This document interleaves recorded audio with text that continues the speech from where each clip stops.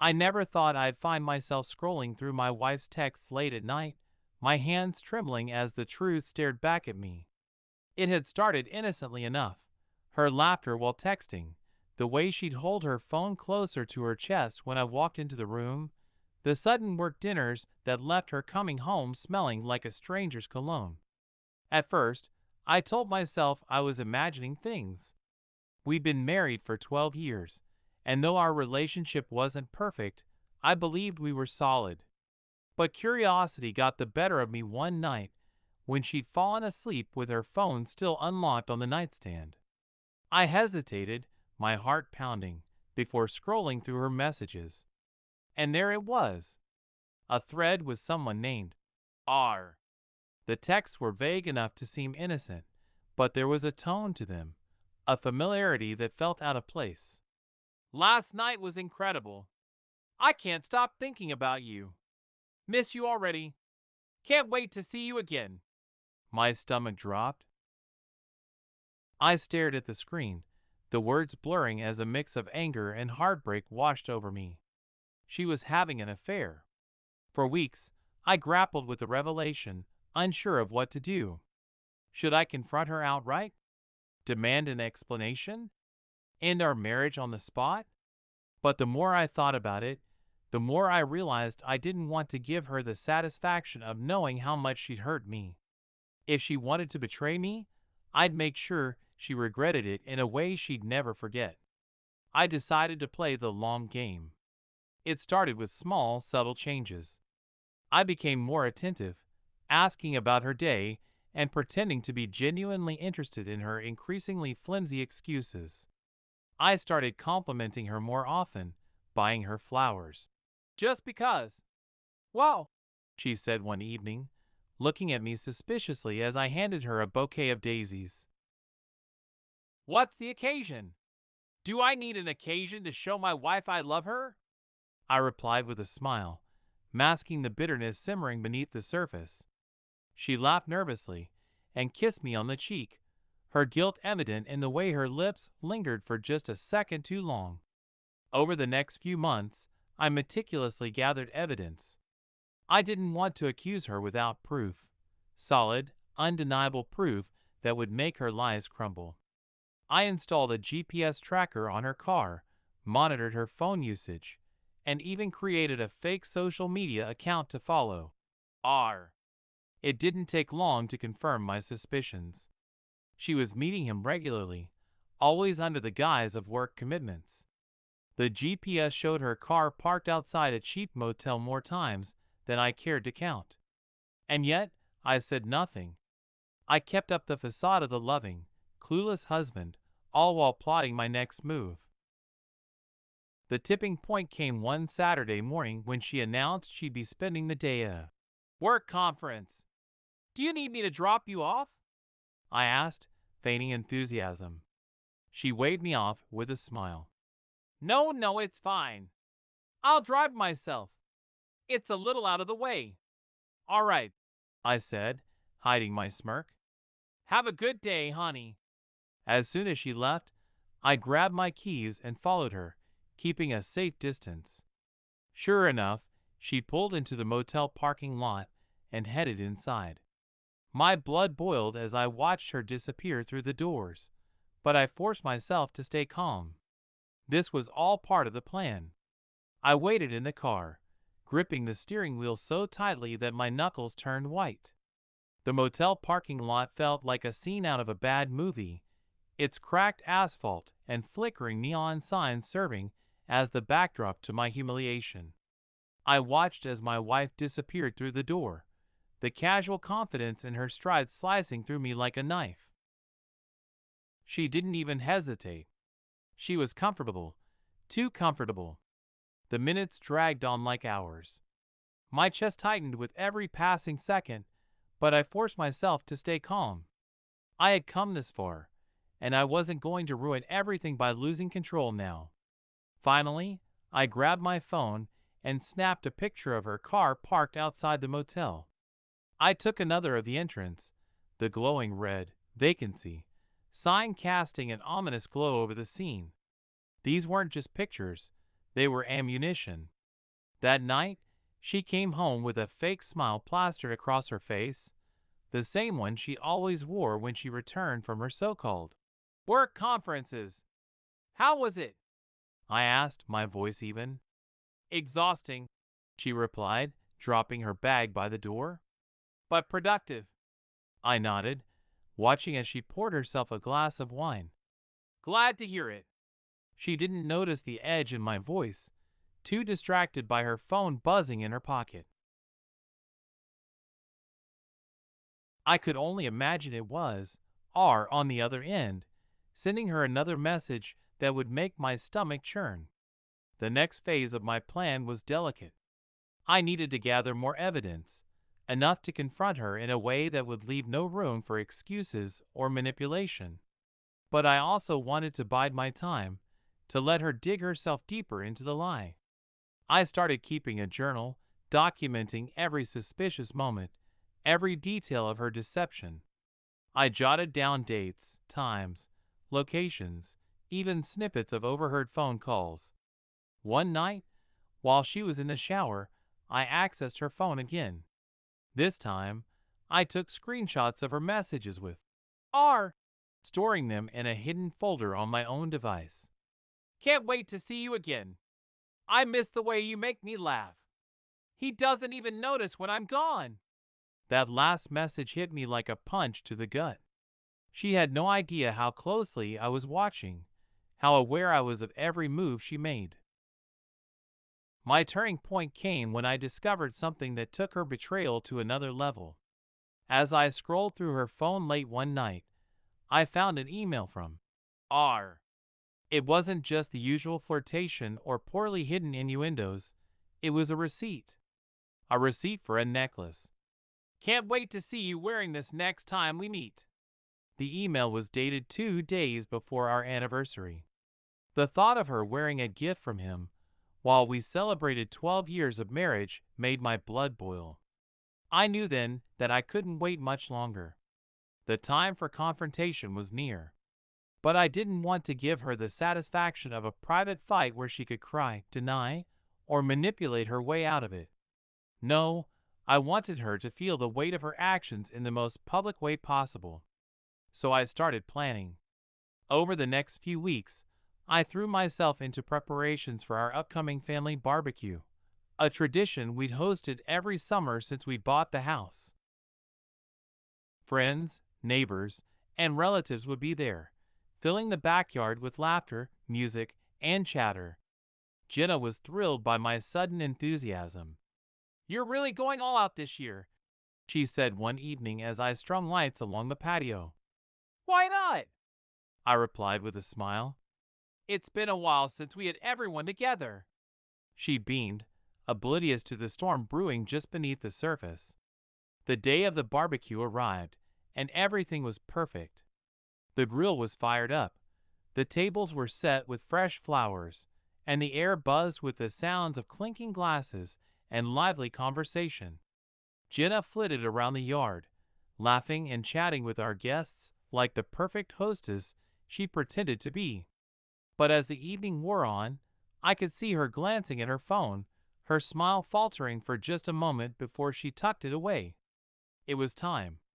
I stood at the edge of the backyard, watching Jenna glide effortlessly between groups of guests. She was radiant, as she always was during these events, her laughter ringing out like music. But now, I could see the cracks. The way her eyes flicked toward her phone every few minutes, the tightness in her smile when someone mentioned how perfect our marriage seemed. She thought she was safe. That made what I was about to do all the more satisfying. My moment came when most of the guests were seated around the patio, chatting and enjoying their drinks. Jenna was near the grill, talking to her friend Lisa, when I tapped my glass with a fork. Excuse me, everyone, I said, my voice carrying over the crowd. Can I have your attention for a moment? The chatter quieted, and all eyes turned to me. Jenna's smile faltered slightly, confusion flickering across her face. I just wanted to take a moment to thank you all for being here tonight. I began, my tone calm and even. It means the world to us to have so many of our friends and family here to celebrate. I paused, letting the silence stretch just long enough to make Jenna shift uncomfortably. And I also wanted to take a moment to celebrate my wife. I continued, turning toward her. Jenna, you've been the light of my life for the past 12 years. Your kindness, your beauty, your loyalty. I let the word hang in the air, watching as her smile froze. Lisa glanced between us, her brow furrowing. Jenna's eyes darted to mine, a flicker of panic breaking through her practiced expression. To show just how much I appreciate you, I said, reaching into my pocket. I prepared a little something special. I pulled out my phone and tapped the screen, connecting it to the portable speaker system we'd set up for music. What are you doing? Jenna asked, her voice low and strained. You'll see, I said with a smile, stepping back to address the crowd. Now, I know we all love a good slideshow, so I put together some highlights from our life together. I hope you enjoy. The first image that appeared on the screen was harmless enough. A photo of us from our wedding day, smiling and radiant. The crowd murmured their approval, a few clinking their glasses in toast. But then the next image appeared. It was a screenshot of a text message. Last night was incredible. I can't stop thinking about you. The murmurs turned into sharp intakes of breath. Someone muttered, "Oh my God," while others exchanged uneasy glances. The slideshow continued, each image more damning than the last. Screenshots of Jenna's text with our GPS record showing her car parked at the motel, and finally, the email about the necklace. By the time the last slide appeared, a picture of the motel itself, the backyard was dead silent. Jenna's face had gone pale, her eyes wide with shock. What the hell is this? Lisa hissed, stepping away from her. I I can explain. Jenna stammered, her voice shaking. I stepped forward, my voice cold and measured. Go ahead, Jenna. Explain to everyone here how you've been sneaking around behind my back for months. How you've been lying to me, and to everyone else. She looked around desperately, her gaze landing on me. Mark, please, not here. Not like this. This is exactly the place, I said, my voice rising. Because for months, I'd had to live with your lies in silence. I've had to pretend everything was fine while you laughed behind my back. Not anymore. The crowd began to disperse, uncomfortable murmurs filling the air as people quietly excused themselves. Lisa shot Jenna a disgusted look before walking away, and Tom gave me a supportive pat on the shoulder as he left. Jenna stood frozen in place, her hands trembling. How could you do this? She whispered, her voice thick with tears. How could you? I shot back, my anger finally boiling over. You didn't think I'd find out? You didn't think I'd notice the texts, the late nights, the cologne that wasn't mine? I made a mistake, she sobbed. I didn't know how to stop. Stop lying, I shouted, cutting her off. You didn't stop because you didn't want to. And now everyone knows exactly who you are. By the time the last guest had left, the backyard was empty except for the two of us. Jenna collapsed onto one of the patio chairs, her face buried in her hands. Mark, I'm so sorry, she choked out. I'll do anything, therapy, counseling, whatever it takes. Just please don't end this. I stared at her, my heart pounding. For months, I dreamed of this moment, of watching her facade crumble, of seeing her feel even a fraction of the pain she caused me. But now that it was here, I didn't feel triumphant. I felt hollow. This marriage ended the day you decided to betray me, I said quietly. You just didn't know it yet. Her sobs grew louder, but I didn't stay to listen. I turned and walked back into the house, leaving her alone in the ruins of what we built together. The next morning, the house was unbearably quiet. The remnants of the barbecue were still scattered across the backyard, empty glasses, forgotten plates, and the faint, acrid smell of charred food lingering in the air. Jenna hadn't come inside after I left her on the patio. I wasn't sure if she'd even slept. I sat at the kitchen table with a cup of coffee, staring blankly out the window. The weight of everything that had happened hung heavy in the air, suffocating and unrelenting. I should have felt satisfied. After all, my plan had worked. She was humiliated, exposed in front of everyone she cared about. But satisfaction never came. Instead, I felt hollow. Jenna finally came inside just after noon. Her makeup was smeared, her hair disheveled, and her eyes swollen from crying. She didn't say anything as she walked past me, heading upstairs to shower. I sat there for a long time, listening to the sound of the water running. When she finally came back down, she was dressed in sweats, her usual polished appearance replaced by a raw, vulnerable version of herself I'd rarely seen. "Mark," she said softly, her voice hoarse, "can we talk?" I didn't look at her. "What's left to say?" "Everything," she said, pulling out a chair and sitting across from me. "I know you probably hate me right now, and I don't blame you. But I need you to know how sorry I am." "Sorry?" I repeated, finally meeting her gaze. "You're sorry because you got caught. If I hadn't found out, you'd still be sneaking around with him, wouldn't you?" She flinched, tears welling up in her eyes. "I don't know," she admitted. "Maybe, but it doesn't matter because I hurt you, and I'll never forgive myself for that."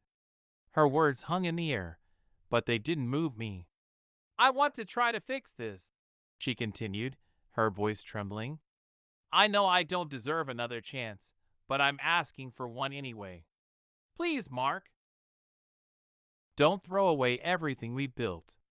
Her plea might have meant something months ago, before the late-night texts, the motel visits, and the lies, before the betrayal. But now, her words felt empty, like the hollow echoes of a love that had died long before I realized it. "I didn't throw it away," I said coldly. "You did." Jenna buried her face in her hands, her shoulders shaking as sobs racked her body. Part of me wanted to reach out, to offer comfort, but the larger part of me stayed frozen, unwilling to give her anything more. "You should go," I said finally. She looked up, her face streaked with tears. "What?" "You heard me," I said, my tone unwavering. "Pack your things and leave. Go stay with your parents or a friend. I don't care where you go, but you're not staying here." Her eyes widened in disbelief. "Mark, please. This is our home. I'll sleep in the guest room. I'll stay out of your way. Just don't make me leave." "This stopped being our home the moment you let someone else into it," I said, standing. "You made your choice, Jenna. Now you have to live with it." By the time I returned from work the next day, Jenna was gone. Her clothes, her toiletries, and her favorite mug from the kitchen cabinet, all of it was missing. The only trace she'd left behind was a note on the kitchen table. "Mark, I know this doesn't fix anything, but I wanted to say it anyway.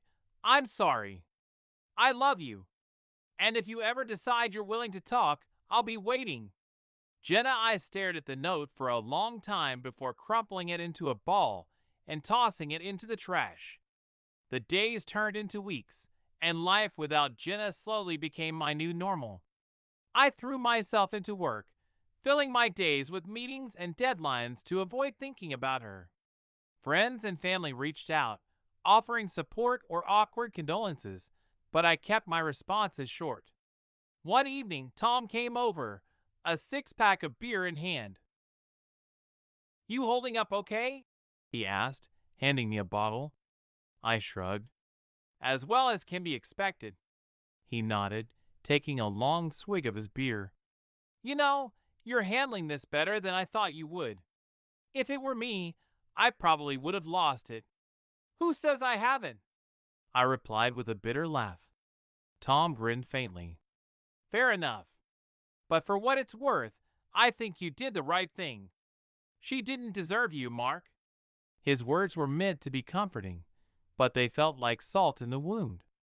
One night, as I sat in the living room flipping aimlessly through TV channels, my phone buzzed on the coffee table. It was a text from Jenna. Can we talk? I stared at the message, my thumb hovering over the keyboard. A part of me wanted to ignore it, to delete it and move on. But another part of me, the part that still remembered the good years, the laughter, the love, hesitated. Finally, I typed a response. Not yet. It wasn't forgiveness, but it wasn't finality either. The next few weeks passed quietly. Jenna didn't text again, and I kept myself busy, trying to focus on rebuilding a life that no longer revolved around her. The house felt emptier, quieter, but in some ways, that was a relief. There was no more tension, no more pretending. Still, the silence left room for thoughts I didn't want to entertain. Memories of the good years, before everything fell apart, crept in at the most unexpected moments. A song on the radio, a familiar scent, or the sight of her favorite book still on the shelf could send me spiraling back to the days when I'd believed our marriage was unshakable. It was during one of these quiet evenings, while I was sitting on the back porch with a beer in hand, that Tom called. Hey, Mark, he said, his tone cautious. You got a minute?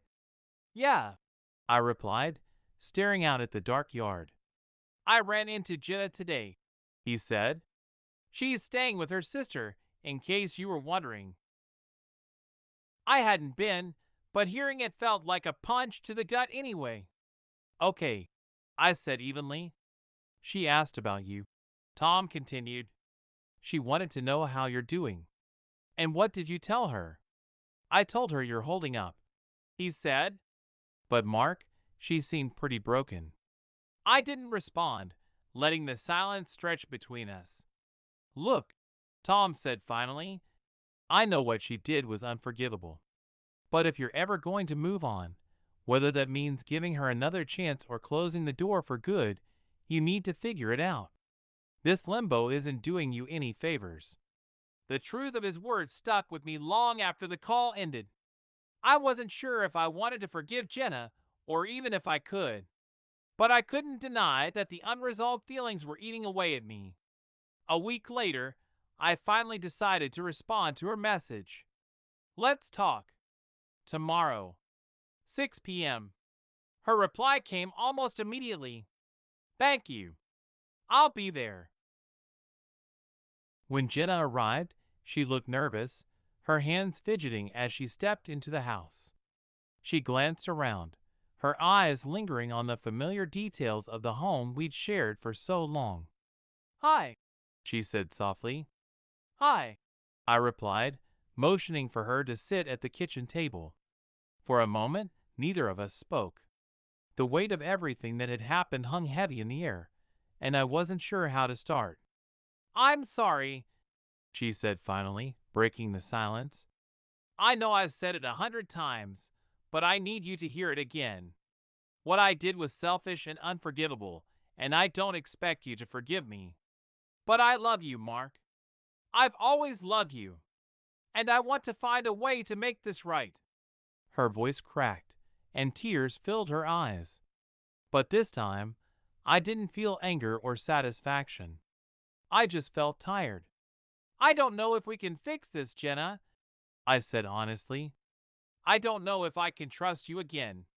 But I'll admit, I've been holding on to the good memories as much as the bad ones. Her eyes widened slightly, a glimmer of hope breaking through her tears. Does that mean you're willing to try?